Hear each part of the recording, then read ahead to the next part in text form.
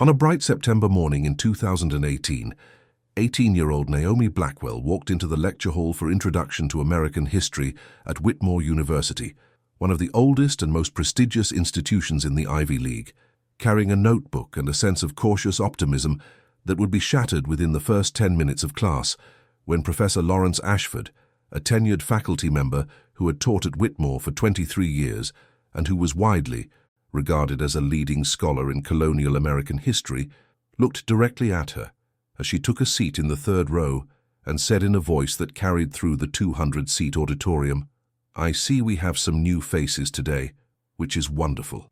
But I do want to remind everyone that this is an academically rigorous institution with very high standards, and I hope that our admissions office has not sacrificed those standards in the name of diversity initiatives, because that does a disservice to everyone, including the students who may not be prepared for the level of work we expect here."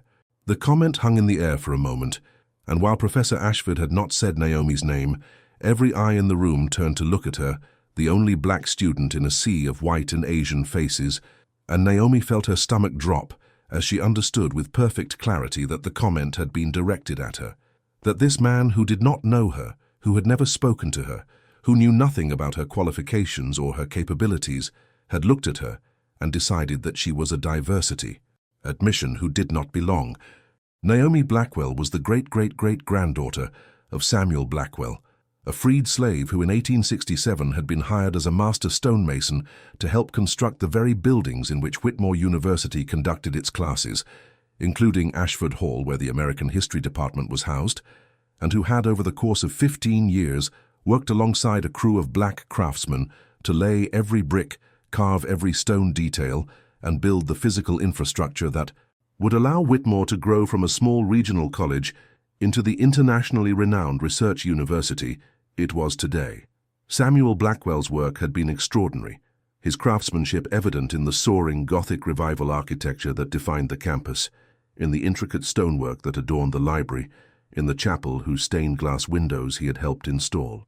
But like many black builders and craftsmen of his era, Samuel's contributions had been erased from the official record, his name absent from the commemorative plaques that honored the architects and benefactors, his story lost to generations of institutional amnesia that preferred to celebrate wealthy white donors over the black laborers who had actually built the place. Naomi did not know this history when she sat in Professor Ashford's class that morning. She knew that her family had roots in the area, that they had lived in Connecticut for generations, that there were stories about ancestors who had done important work that had been forgotten, but the specifics had been lost over time, buried in boxes of old papers that no one had ever fully explored, mentioned in fragments by elderly relatives who passed away before sharing everything they knew. What Naomi did know was that she had worked incredibly hard to get into Whitmore. She had graduated valedictorian from her public high school in New Haven, maintaining a 4.0 GPA, while taking every advanced placement course available. She had scored a 1490 on her SAT. She had founded a tutoring program for underprivileged students, served as captain of the debate team, and written a college essay about the importance of education in breaking cycles of poverty that had moved her admissions counselor to tears. She had earned her place at Whitmore through merit, through dedication, through the same qualities that the university claimed to value in all its students, and yet here was Professor Ashford, questioning whether she belonged based on nothing more than the color of her skin. The rest of the lecture was a blur. Professor Ashford droned on about the syllabus, the reading assignments, the grading rubric, but Naomi barely heard any of it. She was too busy trying to control the anger and humiliation that threatened to spill over, trying to maintain her composure, trying to figure out what to do. Should she say something? Should she report him? Should she just ignore it and hope it did not happen again? By the time the class ended, Naomi had decided to say nothing, at least not yet. She did not want to be labeled as difficult or oversensitive on her first day. She did not want to make waves. She would give it time, see if it was an isolated incident, and deal with it if it became a pattern. But it did become a pattern. Over the next 3 weeks, Professor Ashford called on Naomi less frequently than other students, despite her raised hand. When he did call on her, he responded to her answers with a skepticism he did not apply to others, questioning her interpretations, asking for more evidence, suggesting that she had not done the reading carefully enough. He assigned her a B- on her first paper, a thoughtful analysis of the Constitutional Convention, with comments that her argument lacked depth and sophistication, even though the paper was well researched and clearly written. And in class discussions he repeatedly interrupted her, spoke over her, or dismissed her contributions with phrases like, "That is an interesting perspective, but I am not sure it holds up to scrutiny," or "I think you may be misunderstanding the historical context." Other students noticed. Some looked uncomfortable when Ashford cut Naomi off or questioned her work. A few approached her after class to say they thought the professor was being unfair, but no one spoke up in the moment, and no one reported the behavior, because that was how these things worked. People saw it. People knew it was wrong, but no one wanted to be the one to make it an issue, to risk their own standing, to challenge a tenured professor who had power over their grades and their academic futures. After the third week, Naomi went to office hours. She knocked on Professor Ashford's door, a heavy oak door in Ashford Hall with his name on a brass plaque, and heard him call out, "Come in." She entered to find him sitting behind a desk piled high with books and papers, reading glasses perched on his nose, the picture of scholarly authority. "Professor Ashford, I am Naomi Blackwell from your American history class. I wanted to talk to you about my paper." He looked up, his expression neutral. "Ah, yes, Miss Blackwell, what about it? I was surprised by the B-. I thought the paper was well argued and supported by the evidence, and the comments you left were not very specific about what I could improve." Professor Ashford leaned back in his chair. "Miss Blackwell, I grade based on the quality of the work, not on the students' expectations. Your paper was adequate, but it did not demonstrate the level of critical thinking and analytical rigor I expect from Whitmore students. If you want to succeed in this class, you're going to need to push yourself harder." Naomi felt her jaw tighten. "With respect, Professor, I worked very hard on that paper. I read all the primary sources. I consulted secondary literature. I crafted a clear thesis. I do not understand what was missing." "What was missing was depth. You made surface-level observations without really engaging with the complexity of the material. That may have been sufficient at your high school, but this is Whitmore. The standards are different here." The implication was clear. Your high school was not good enough. "You are not good enough. You do not belong here." Naomi took a breath and tried a different approach. "Could you give me an example of what you mean by depth, so I can understand what you are looking for?" Professor Ashford waved a hand dismissively. "I do not have time to provide individual tutorials. You will need to figure that out on your own, or you can visit the Writing Center if you need additional support." "Was there anything else?" Naomi stood up. "No, Professor. Thank you for your time." She left his office feeling worse than when she had entered. The conversation had confirmed what she already suspected. Professor Ashford had decided she was not capable, and nothing she did was going to change his mind. She walked back to her dorm, a freshman residence hall on the edge of campus, and called her mother. Grace Blackwell answered on the second ring. "Naomi, honey, how are you? How are classes going?" Naomi told her everything. The first day comment, the pattern of dismissive treatment, the B- paper, the unhelpful office hours meeting. When she finished, there was a long silence on the other end. "Baby," Grace finally said, her voice tight with anger, "that professor is discriminating against you. You need to report him." "Report him to who?" "He is a tenured professor. I am a freshman. Who is going to believe me?" "The dean of students, the diversity office, someone. You cannot just let this slide." "Mom, I do not want to be that student. I do not want to start my college career by filing a complaint." "You did not start this, Naomi. He did. And if you do not stand up for yourself, he is going to keep doing it. Not just to you, but to every other black student who walks into his classroom." Naomi knew her mother was right, but the thought of filing a formal complaint, of putting herself in the middle of a conflict with a powerful professor, made her stomach churn. Still, she promised her mother she would think about it, and over the next few days she did. She researched Whitmore's policies on discrimination and academic grievances. She talked to her academic advisor, a kind woman in the English department who encouraged her to document everything and consider speaking to the dean. And she reached out to the Black Student Union, where she met other students who had their own stories about Professor Ashford and other faculty members who seemed to have a problem with black students. If you have ever felt like you had to prove your right to be in a space you earned, hit that like button, because what Naomi uncovered over the next several weeks would reveal that her experience was not isolated, but part of a pattern that went back years, hidden in plain sight, waiting for someone with the courage to expose it. 2 weeks after the office hours meeting, Naomi filed a formal complaint with Whitmore University's Office of Equity and Inclusion. The complaint detailed Professor Ashford's first-day comment, his pattern of differential treatment in class, the harsh grading, and the dismissive response when she had sought clarification. She included witness statements from 2 classmates who had been willing to come forward, students who had seen the behavior and were troubled by it, and she requested that the university investigate whether Professor Ashford had a history of discriminating against students of color. The complaint was assigned to an investigator named Dr. Helen Martinez, a Latina woman in her 50s, who had been with the Equity Office for 8 years. Dr. Martinez contacted Naomi within 3 days to schedule an intake interview. They met in Dr. Martinez's office, a small but warmly decorated space in the administration building, and Dr. Martinez listened carefully as Naomi recounted her experiences. "I want you to know that I take these allegations very seriously," Dr. Martinez said when Naomi finished.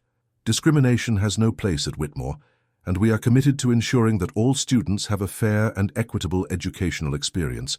I am going to conduct a thorough investigation, which will include interviewing Professor Ashford, reviewing his grading records, and speaking with other students who have taken his classes.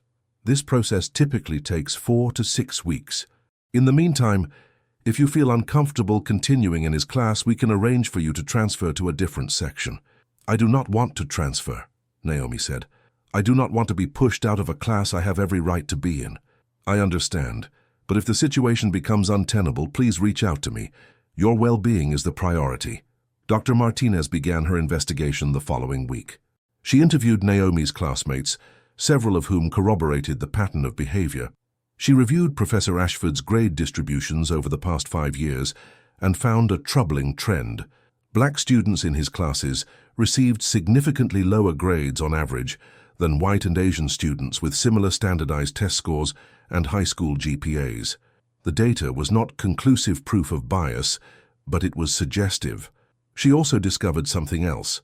Over the past decade, 3 other black students had filed informal complaints about Professor Ashford, alleging similar patterns of dismissive treatment and harsh grading. None of those complaints had resulted in formal investigations, largely because the students had been discouraged from pursuing them by advisors who said it would be difficult to prove and might harm their academic standing. When Dr. Martinez interviewed Professor Ashford, he was dismissive of the allegations. He insisted that he treated all students equally, that his grading was fair and consistent, and that if black students were receiving lower grades, it was because they were less prepared for the rigors of an Ivy League education. He characterized Naomi's complaint as the result of a student who was struggling academically and looking for someone to blame. And he pointed to his own record, noting that he had taught at Whitmore for over 2 decades, had won teaching awards, and had never been formally disciplined. Dr. Martinez compiled her findings into a report that was submitted to the Office of the Provost 6 weeks after Naomi filed her complaint. The report concluded that while there was insufficient evidence to prove intentional discrimination, there was a pattern of behavior and outcomes that raised serious concerns about bias. The report recommended that Professor Ashford undergo training on implicit bias and inclusive pedagogy, that his classes be monitored for the remainder of the academic year, and that his grade distributions be reviewed regularly to ensure equity. The report also recommended that Whitmore implement more robust mechanisms for tracking and addressing student complaints about faculty behavior. The provost, a white man in his early 60s named Dr. William Gardner, reviewed the report and made a decision. Professor Ashford would be required to complete an online training module on implicit bias. He would receive a letter of counsel noting the concerns raised in the investigation, and his department chair would be asked to conduct classroom observations. But there would be no formal discipline, no reduction in his teaching load, no public acknowledgement of the findings. The provost justified this decision by noting that Professor Ashford was a tenured faculty member with a strong record of scholarship, that the evidence of discrimination was not definitive, and that the university needed to balance student concerns with academic freedom and due process for faculty. Naomi was informed of the decision in early December, just before finals. She sat in Dr. Martinez's office, reading the letter from the provost, and felt a crushing disappointment. She had done everything right. She had documented the behavior. She had filed a complaint through the proper channels. She had participated in the investigation, and the result was a slap on the wrist for Professor Ashford and a recommendation that he take an online training course. It felt like a betrayal, like the university was more interested in protecting its reputation and its tenured faculty than in protecting its students. "I know this is not the outcome you hoped for, Doctor," Martinez said gently, "and I want you to know that I advocated for stronger consequences, but the provost has the final say." "So nothing changes," Naomi said, her voice flat. "He gets to keep teaching. He gets to keep treating black students like we do not belong, and we just have to accept it. I wish I could tell you that I am surprised, but unfortunately this is not uncommon. Institutional change is slow, and powerful people are protected. But Naomi, your complaint matters. It is on the record now, and if Professor Ashford continues this behavior, there will be a documented history that can be used against him. What about the other students, the ones who complained before me? Why did not their complaints lead to anything?" Dr. Martinez hesitated. "Because they were discouraged from pursuing formal investigations, because they were told it would not make a difference, because the system is set up to make it difficult for students to hold faculty accountable." "That is not right." "No, it is not. But you filed a formal complaint and you got an investigation and now there is a record. That is more than the students before you were able to achieve. So do not give up, Naomi. Keep pushing, because change does not happen all at once. It happens through the accumulation of cases like yours, through people who refuse to stay silent." Naomi left the meeting feeling angry and exhausted. She had come to Whitmore expecting to be challenged academically, expecting to work hard, expecting to grow. She had not expected to spend her first semester fighting just to be treated with basic respect, but she was not going to give up, because Dr. Martinez was right. If she stayed silent, nothing would change, and the next black student who walked into Professor Ashford's classroom would face the same treatment she had. Over winter break, Naomi went home to New Haven and tried to decompress, but she could not stop thinking about what had happened, about the injustice of it, about the fact that somewhere in Whitmore's archives there might be records of other students who had faced similar treatment. She talked to her mother, who encouraged her to keep fighting. She talked to her grandmother, Evelyn Blackwell, a woman in her 80s who had worked as a seamstress and raised 4 children largely on her own after Naomi's grandfather died young. And it was her grandmother who said something that changed everything. "You know, baby," Evelyn said one afternoon as they sat in her small living room, "your great-great-great-grandfather Samuel, he worked at that university. Back in the day, right after the Civil War, he was a stonemason, built a lot of those buildings you walk through every day." Naomi looked up sharply. "What? Grandma, I did not know that." "Oh, yes. The family does not talk about it much, because Samuel died before his work was properly recognized, but he was one of the best craftsmen in the region. Worked on Whitmore for 15 years. There used to be records, letters, contracts. Your great-aunt Violet has some of them in boxes somewhere. She has been meaning to organize them, but never got around to it. Do you think I could see them?"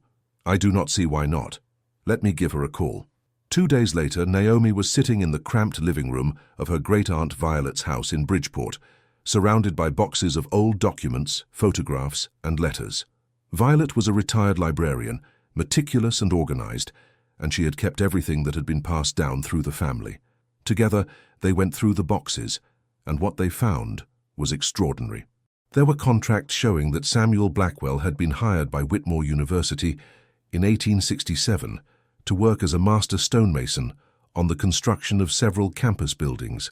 There were letters from the university president at the time praising Samuel's craftsmanship and attention to detail. There were receipts for payment showing that Samuel had been compensated for his work, though at rates significantly lower than what white craftsmen were paid. And there were photographs, faded and fragile, showing Samuel and his crew at work, laying stone, carving details, building the physical infrastructure of the university. But there was something else. There was a letter, dated 1882, from Samuel to the university's Board of Trustees, requesting that his name be included on the commemorative plaque being installed in the main quadrangle to honor those who had built the campus. The letter was beautifully written, articulate and respectful, making a case for why the craftsmen who had done the physical labor deserved recognition alongside the architects and benefactors. And attached to the letter was a response from the board, politely declining Samuel's request, stating that the plaque was intended to honor those who had provided financial support or architectural vision, and that while Samuel's work was appreciated, it did not meet the criteria for commemoration. Naomi read the letter 3 times, feeling a rising sense of anger and sadness. Samuel Blackwell had built Whitmore University, literally, with his hands. He had poured 15 years of his life into creating something beautiful and enduring, and the institution had thanked him by erasing him from the record, by deciding that his contributions were not worthy of recognition. And now, over a century later, his descendant was being told by a professor in a building Samuel had built that she did not belong there. The irony was too much. Naomi gathered copies of the documents, thanked her great-aunt Violet, and drove back to New Haven. She spent the rest of break researching, contacting local historians, and piecing together Samuel's story. And when she returned to Whitmore in January for the spring semester, she had a plan. Naomi went to see Dr. Martinez again. She brought the documents, the letters, the photographs. She laid them out on the desk and told Dr. Martinez about Samuel Blackwell, about his work at Whitmore, about the university's refusal to recognize him. "This is not just about Professor Ashford questioning my admission," Naomi said. "This is about a university that has a long history of erasing black contributions. My ancestor built this place, and Whitmore pretended he did not exist. And now, over 100 years later, a professor is questioning whether I belong here. That is not a coincidence. That is a pattern." Dr. Martinez looked at the documents, her eyes widening as she read. "Naomi, this is incredible. Have you shared this with anyone else?" "Not yet, but I am going to. I am going to write about it. I'm going to make sure people know the truth. You should also share this with the university archivist. This is part of Whitmore's history, and it should be preserved and acknowledged." Naomi nodded. Over the next several weeks, she worked on an article for the student newspaper, the Whitmore Chronicle, detailing Samuel Blackwell's contributions to the university and the institutional erasure of his legacy. She interviewed historians, consulted archives, and built a compelling case that Samuel and other black craftsmen had been written out of Whitmore's official history. The article ran in early February with the headline, "The Builders Whitmore Forgot: How Black Craftsmen Built an Ivy League University and Were Erased from History." It included photographs of Samuel at work, reproductions of the contracts and letters, and a call for the university to acknowledge and honor his contributions. The response was immediate and overwhelming. Students, particularly black students, shared the article widely on social media. Faculty members in the History and African American Studies departments praised the research and called for the university to take action. Alumni reached out to express their shock and support, and reporters from regional and national media outlets picked up the story, framing it as an example of how even elite institutions had benefited from black labor while refusing to acknowledge it. Subscribe to this channel if you believe that hidden histories deserve to be uncovered and honored, because what happened next would force Whitmore University to confront not just one professor's bias, but an institutional legacy of exclusion and erasure that went back to its founding. The university administration was caught off guard by the attention. The president, Dr. Caroline Westfield, issued a statement saying that Whitmore was committed to understanding and acknowledging all aspects of its history, including the contributions of black workers who had been overlooked. She announced that the university would conduct a comprehensive historical review to identify other individuals whose contributions had been erased, and she promised that appropriate recognition would be given. She also mentioned, almost as an afterthought, that the university was committed to creating an inclusive environment for all students and would continue to review its policies and practices to ensure equity. But the statement felt hollow to Naomi and many other students. It was a PR response carefully worded to sound progressive without committing to any concrete action. There was no acknowledgement of Professor Ashford's behavior, no discussion of the systemic issues that allowed faculty to discriminate with impunity, no plan for how the university would change its culture to ensure that students like Naomi were treated with respect. So Naomi and several other members of the Black Student Union decided to organize. They formed a coalition called the Blackwell Initiative, named in honor of Samuel Blackwell, with the goal of pushing Whitmore to address both the historical erasure and the current discrimination. The initiative had three demands.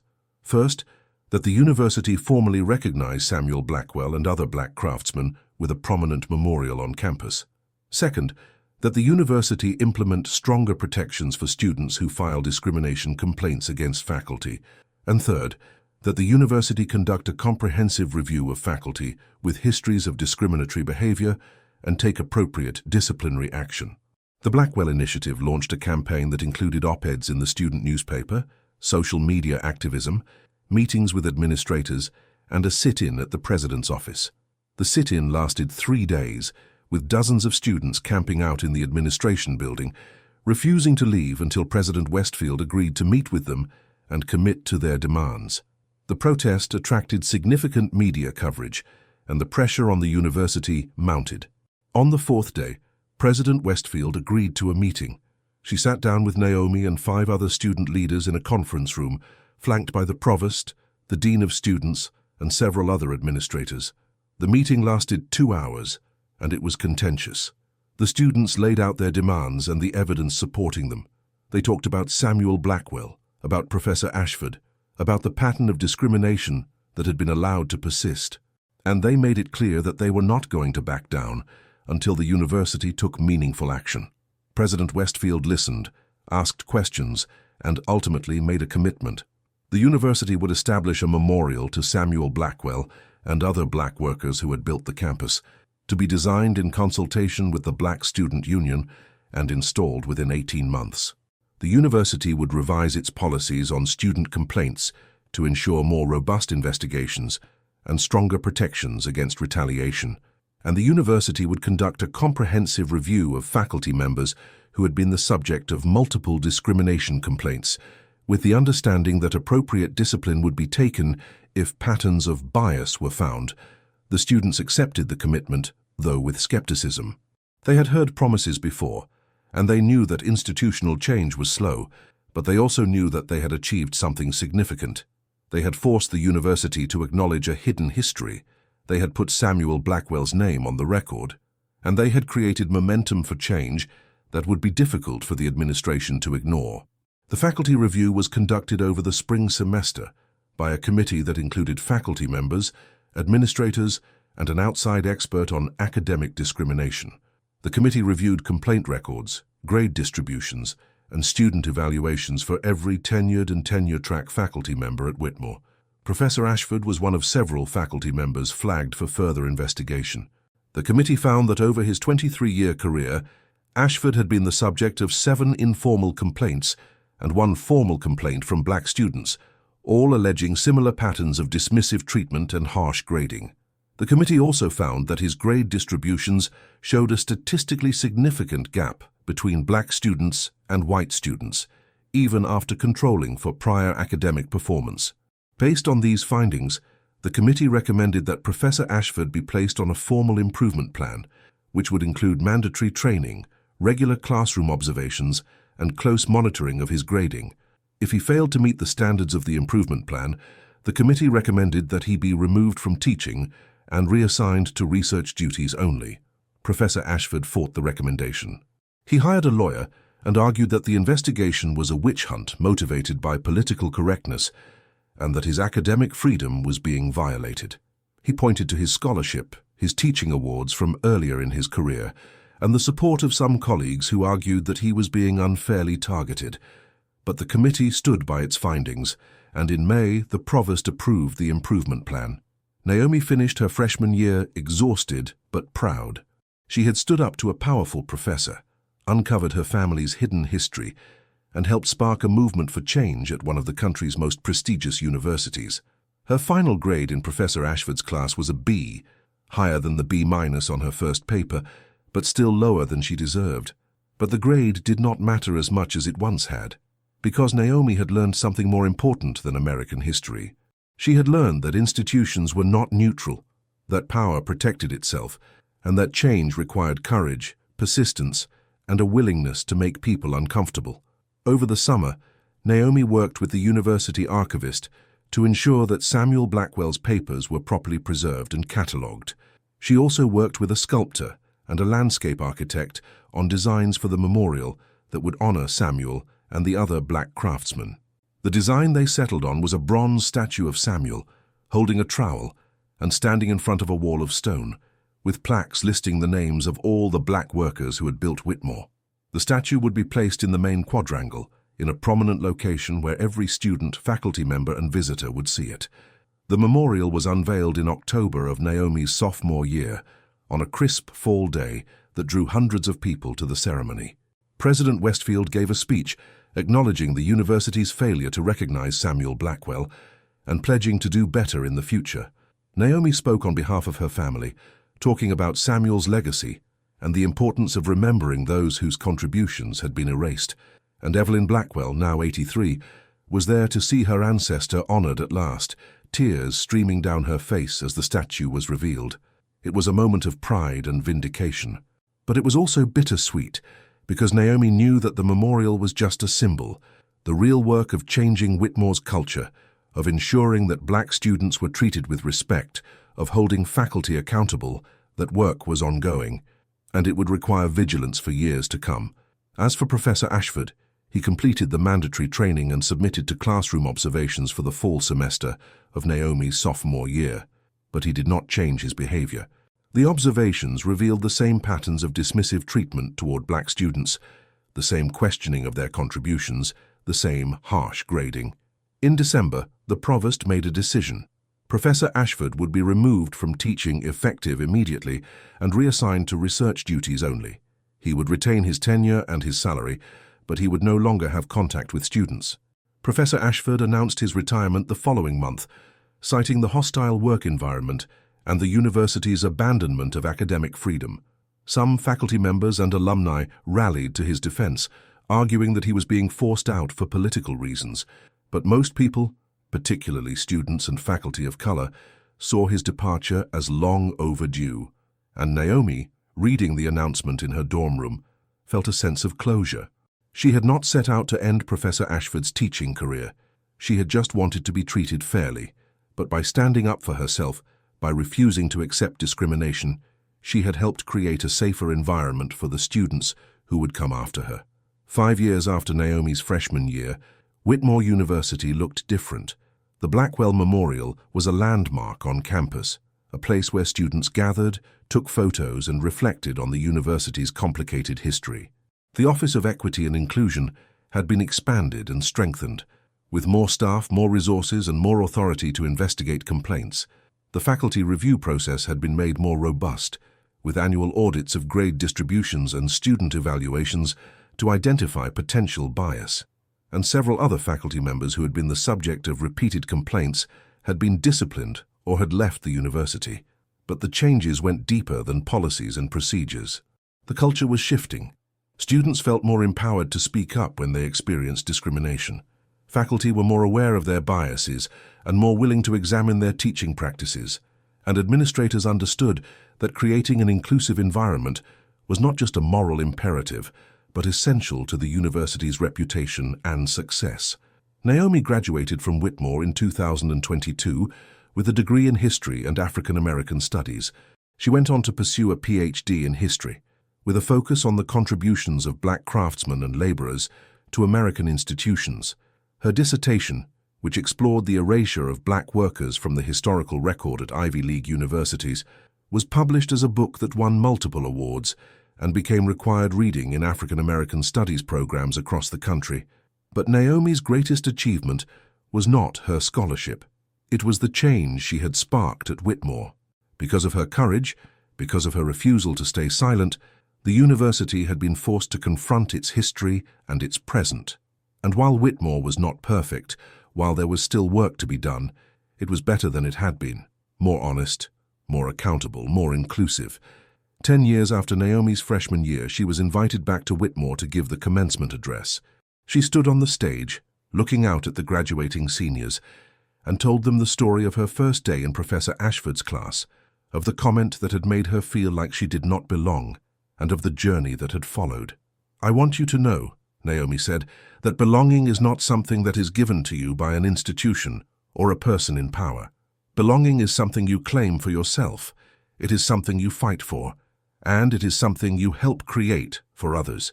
When I walked into Professor Ashford's classroom 10 years ago, he tried to make me feel like I did not deserve to be here. But I did deserve to be here. My ancestor built this place. My family earned the right to be here generations ago, and I earned it through my own hard work and determination. She paused, looking around at the sea of faces. Some of you have faced challenges like mine. Some of you have been questioned, dismissed, or told that you do not belong. I want you to know that those voices are wrong. You belong here, you earned your place, and when you leave Whitmore today, you carry with you not just your education, but the responsibility to create spaces where everyone can belong, to challenge injustice wherever you find it, and to remember the people who came before you, who built the institutions you benefit from, whose names may not be on plaques, but whose contributions made everything possible.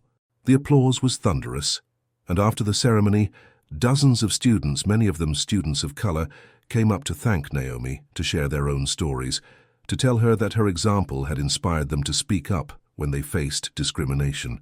And Naomi felt a sense of pride and purpose that was deeper than any academic achievement, because she had used her platform to make a difference. She had turned pain into power. And she had honored her ancestor's legacy by ensuring that his story would never be forgotten again.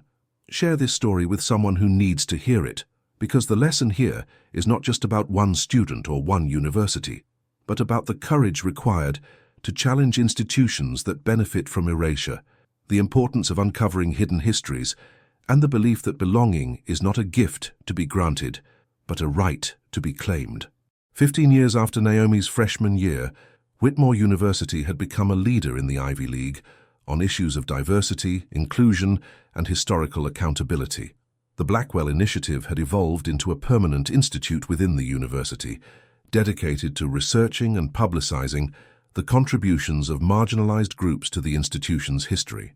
The institute offered courses, sponsored research, and maintained a digital archive that documented the stories of Black workers, women, immigrants, and others whose contributions had been erased or overlooked. The impact of Naomi's activism rippled beyond Whitmore.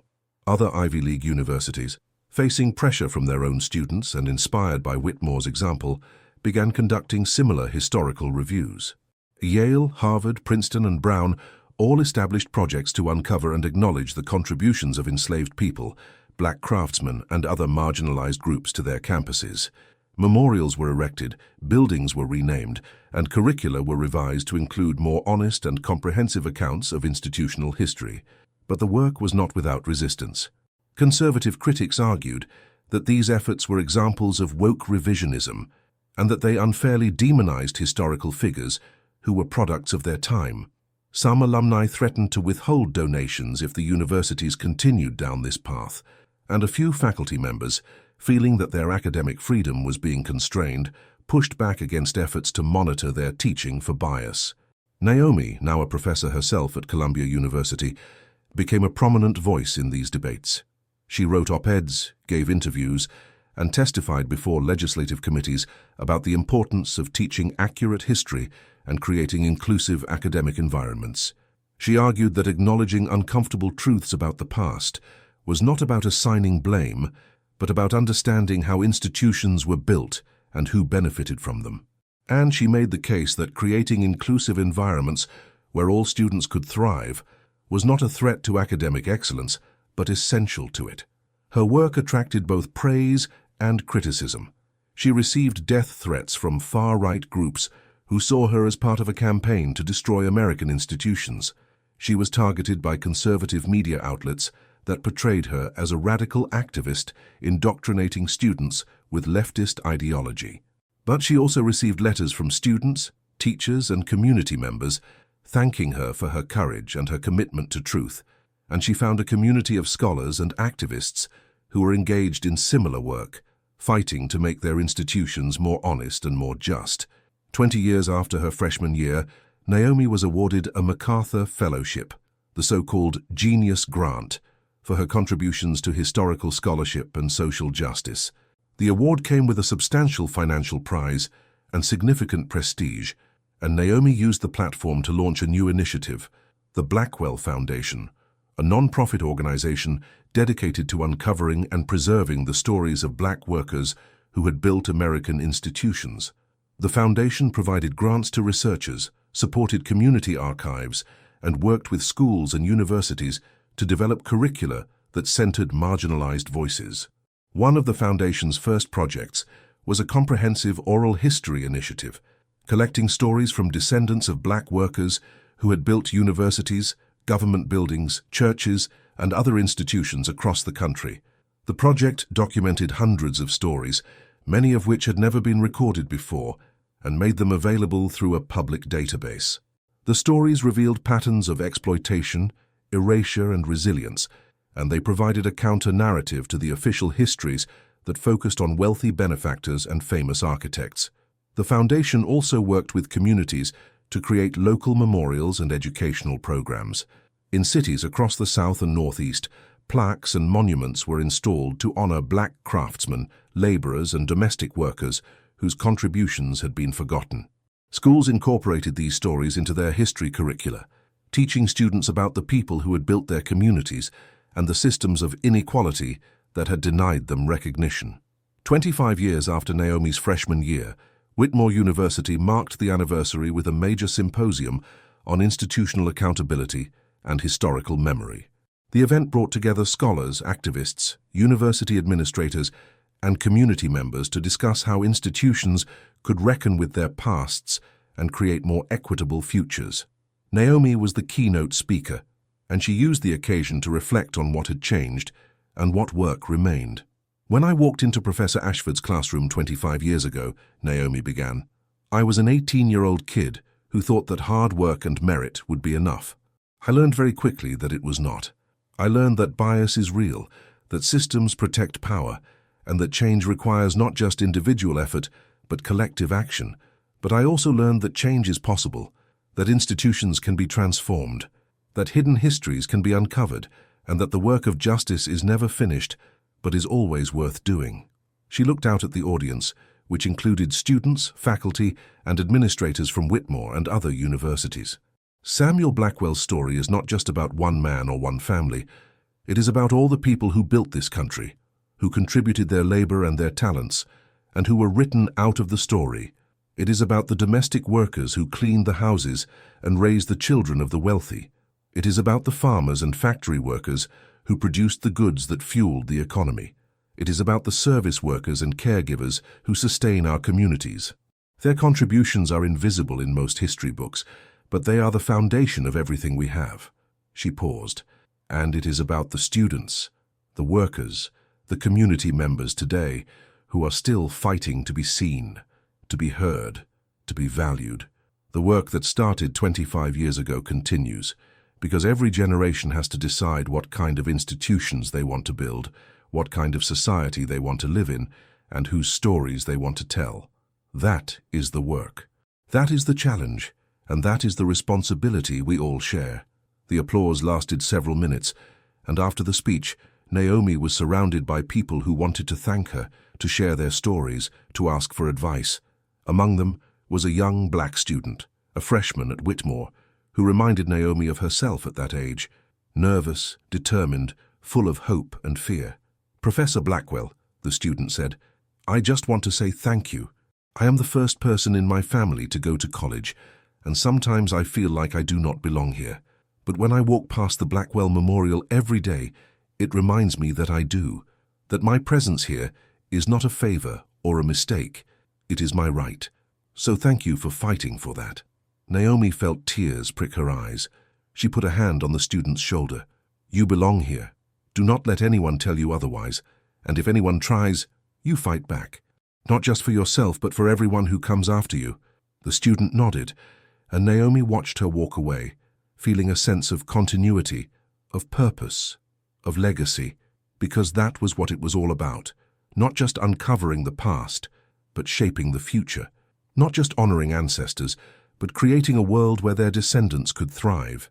30 years after Naomi's freshman year, she was 64 years old and nearing retirement from Columbia.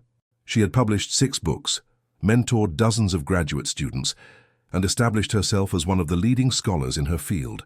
But her proudest accomplishment was still the work she had done as an 18-year-old freshman, standing up to a professor who tried to diminish her, uncovering her ancestors' story and forcing an institution to reckon with its history.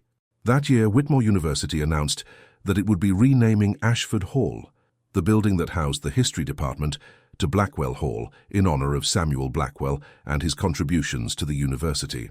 The announcement came after years of advocacy from students, faculty, and alumni who argued that it was inappropriate to have a building named after a university president who had refused to acknowledge the black craftsmen who had built the campus.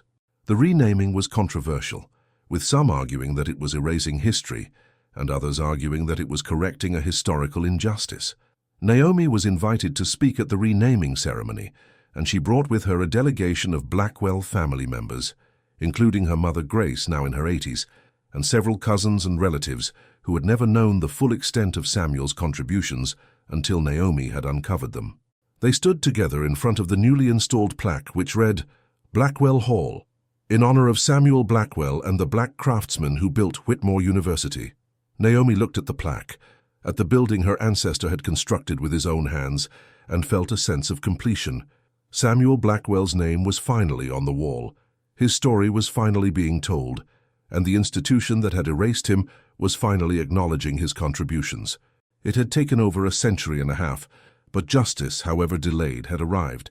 In her remarks, Naomi spoke about the long arc of history, about how injustices are often not corrected in the lifetimes of those who experience them, and about the importance of persistence. "My ancestor Samuel built this building in 1867, she said. He asked to have his name recognized in 1882. He was denied. And today, in 2048, 166 years after he made that request, his name is finally on the wall. That is how long justice sometimes takes. But it is never too late to tell the truth. It is never too late to honor those who were forgotten. And it is never too late to commit to doing better." The ceremony was attended by hundreds of people, including students, faculty, administrators, and members of the local community. It was covered by national media, and the story of Samuel Blackwell and his descendant Naomi became a symbol of historical reckoning and institutional accountability. The coverage sparked conversations at other universities and institutions about who they honored, whose stories they told, and whose contributions they acknowledged. 35 years after Naomi's freshman year, she retired from Columbia and returned to New Haven, where she continued to work on projects related to the Blackwell Foundation. She spent her days researching, writing, giving talks, and mentoring younger scholars and activists. She also spent time with her family, including her grandchildren, to whom she told stories about Samuel Blackwell and the importance of knowing where you came from. One of her grandchildren, a teenage girl named Maya, asked her one day, "Grandma, what was it like when you first found out about Samuel, when you realized your family had built Whitmore?" Naomi thought about it. "It was like everything clicked into place. I had been feeling like I did not belong, like I was an outsider, like I had to prove myself. And then I learned that my family had been there from the beginning, that we had literally built the place. And I realized that I did not have to prove anything. I was already part of the story, I always had been." "Do you think things have changed?" Maya asked. "Since you were in college?" "Some things have changed. Whitmore is more diverse now. There are more protections for students who face discrimination. There are more honest conversations about history. But some things have not changed. There are still people who question whether black students belong at elite institutions. There is still bias in grading and advising. There is still erasure of contribution, so the work continues. Do you ever get tired of it?" Naomi smiled. "Sometimes.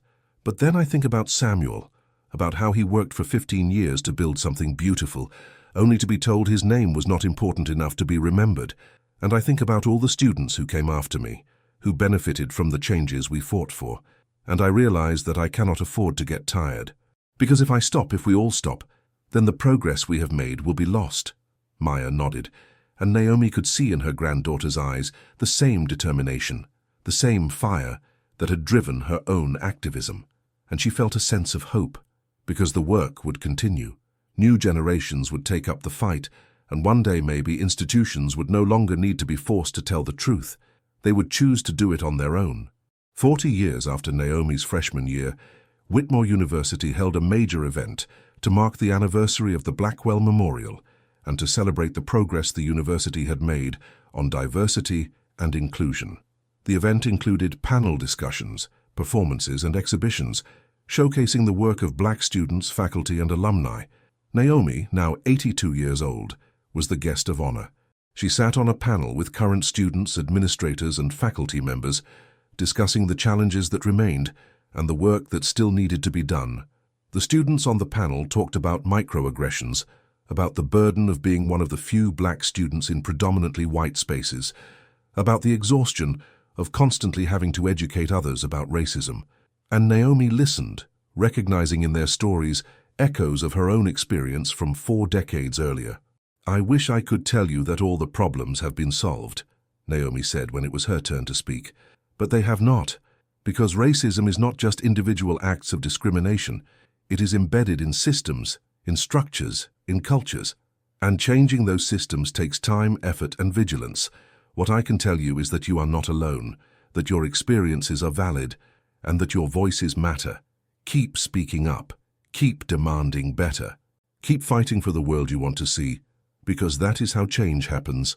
After the panel, Naomi walked around campus with her daughter, Grace Jr., who had been named after Naomi's mother, and her granddaughter, Maya. They stopped at the Blackwell Memorial, where a crowd of students had gathered for a vigil honoring Black workers and activists. Naomi stood with them, holding a candle, and felt a profound sense of connection to the past, the present, and the future. This place, this institution, had tried to erase her ancestor. It had questioned her own right to be there, but she had fought back. She had uncovered the truth. She had demanded accountability, and in doing so, she had changed not just Whitmore, but herself. She had learned that belonging was not about being accepted by others. It was about knowing your own worth, understanding your own history, and refusing to let anyone diminish you. Naomi Blackwell passed away at the age of 85, surrounded by her family in her home in New Haven.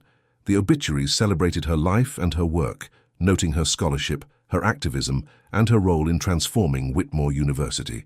But the thing people remembered most was the story of her freshman year, of the professor who questioned her admission, and of her discovery that her family had built the very institution that tried to exclude her. At her memorial service held in the chapel at Whitmore University, a building that Samuel Blackwell had helped construct, hundreds of people gathered to pay their respects.